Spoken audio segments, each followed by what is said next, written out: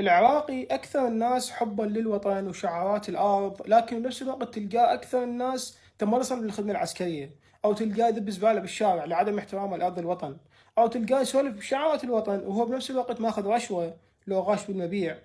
الحجاب، الكثير من نساء العراق تلبس الحجاب مو حبًا بالحجاب وإنما المجتمع رايد هيج.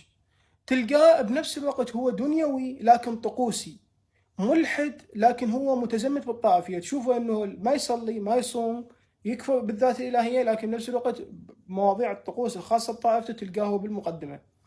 بكتابه شخصية الفرد العراقي على الوادي يروي عدة هاي التناقضات، فيقول شنو سببها؟ يقول هاي الازدواجية نشأت بسبب جغرافية هذا البلد. يقول العراق أرض خصبة لنشوء الحضارة بسبب وجود نهرين، دجلة والفرات، لكن بسبب قربه من الصحراء العربية الموجود بها التصحر وقيم البداوة، فخلتها عرضة للكثير من الهجرات، وآخرها قبل 250 سنة. هاي الهجرات خلت عقلية الفرد العراقي تختلط بها قيمتين: قيم البداوة وقيم الحضارة، فصار هذا التناقض العجيب بهاي العقلية. فيقول إنه على العراقيين أن يصلحوا عقولهم قبل أن يصلحوا المجتمع.